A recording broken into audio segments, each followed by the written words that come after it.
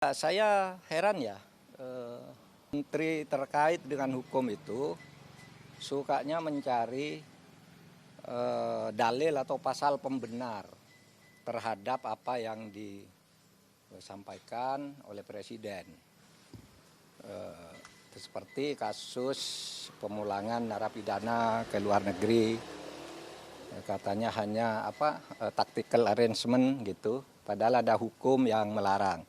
Yang ini lagi gagasan Pak Prabowo untuk kemungkinan memberi maaf kepada koruptor asal mengaku secara diam-diam dan mengembalikan kepada negara secara diam-diam.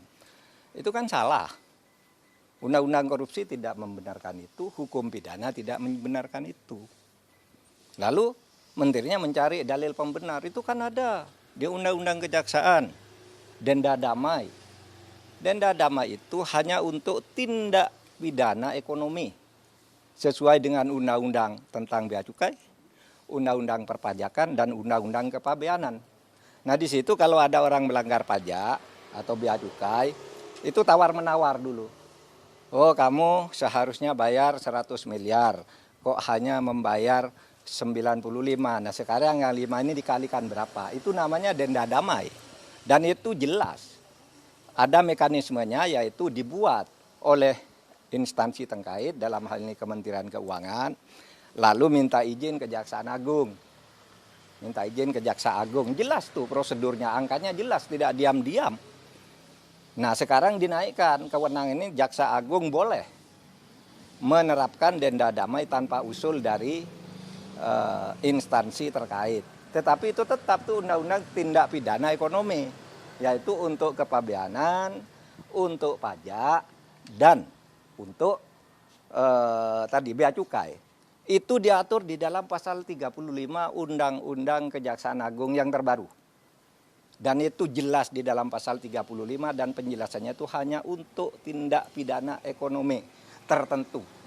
Korupsi tidak masuk di situ. Oleh sebab itu, menyongsong tahun baru nih, mari ke depannya jangan suka cari-cari pasal untuk pembenaran, itu bahaya. Nanti setiap ucapan presiden ditarikan dalil untuk membenarkan, itu tidak bagus cara kita bernegara. Prof, hukum seperti apa yang akan timbul ketika denda damai ini dipaksa diterapkan? Ya enggak tahu, kalau saya sih membayangkannya nanti akan banyak orang korupsi, diam-diam sesudah akan ketahuan mengaku. Gitu kan? Sesudah akan ketahuan mengaku. Kan Pak Prabowo inginnya sebenarnya ya agar aset negara tidak hilang. Aset recovery namanya kalau itu di konvensi PBB. Itu dibenarkan aset recovery itu. Tetapi yang termudah agar tidak terjadi diam-diam penyelesaiannya. Dulu saya sudah pernah mengusulkan loh. Tahun 2001 ketika saya Menteri Kehakiman, lalu saya tulis lagi usul itu di dalam buku saya yang terbit tahun 2003, judulnya Setahun Bersama Gus Dur. Mari kita maafkan aja gitu, tapi terbuka seperti yang dilakukan oleh Afrika, jangan diam-diam gitu. Nah ini diam-diam gimana caranya? Siapa yang bertanggung jawab? Lapor kepada siapa yang mengumumkan siapa? Apakah yang bersangkutan minta damai itu mau diumumkan namanya? Nah kalau tidak diumumkan, tidak transparan, tidak ada yang tahu bahwa itu melanggar atau tidak. Tapi kalau diumumkan, ya lewat pengadilan aja. Dan salah kalau mengatakan undang-undang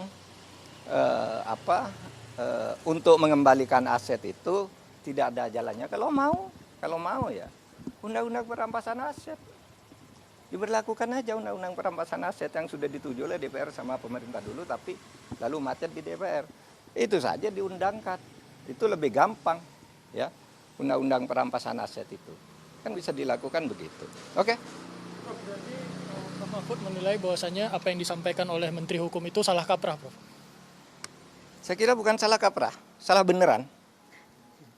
Kalau salah kaprah itu biasanya sudah dilakukan, terbiasa meskipun salah. Ini belum pernah dilakukan kok. Mana ada korupsi diselesaikan secara damai? Itu korupsi baru, namanya kolusi. Kalau diselesaikan secara damai, dan itu sudah sering terjadi kan? Diselesaikan diam-diam antar penegak hukumnya yang ditangkap. Kalau menyelesaikan diam-diam kan banyak tuh yang terjadi.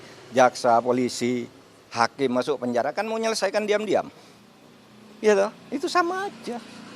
Oke.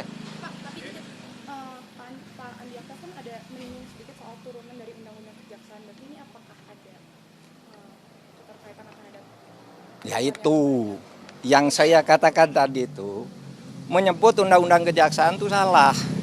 Undang-undang kejaksaan itu mengatur tentang itu di dalam pasal 35 yang menyatakan bahwa dalam hal-hal tertentu Jaksa Agung boleh menerapkan denda damai di mana sebuah kasus itu tidak diadili asal ada perdamaian tentang jumlah yang dibayar.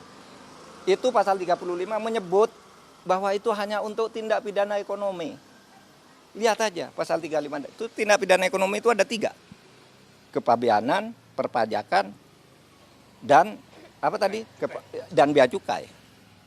Hanya itu yang boleh. Kalau korupsi lain tidak boleh, tidak pernah ada dan tidak boleh ada. Tapi terserah aja, nanti lihat aja akibatnya akan lari semua orang koruptor diam-diam kalau mau ketahuan baru ngelapor, minta damai dan kita tidak tahu siapa yang mendamaikan. Kan gitu. Sebenarnya ruang itu sudah diberikan kepada Kejaksaan Agung. Karena Jaksa Agung sekarang salah satu kewenangannya adalah melakukan denda damai. Itu sudah ada ruangnya. Cuman sampai hari ini mungkin Kejaksaan belum melakukan itu. Padahal itu kewenangan baru yang kita berikan kepada Kejaksaan. Karena yang paling penting sekali lagi bagi pemerintah dan untuk rakyat Indonesia adalah bagaimana aset recovery itu bisa berjalan. Kemudian kalau aset recovery-nya bisa baik, ya kan, pengembalian kerugian negara itu bisa lebih maksimal, itu jauh lebih baik dibandingkan sekedar hanya menghukum.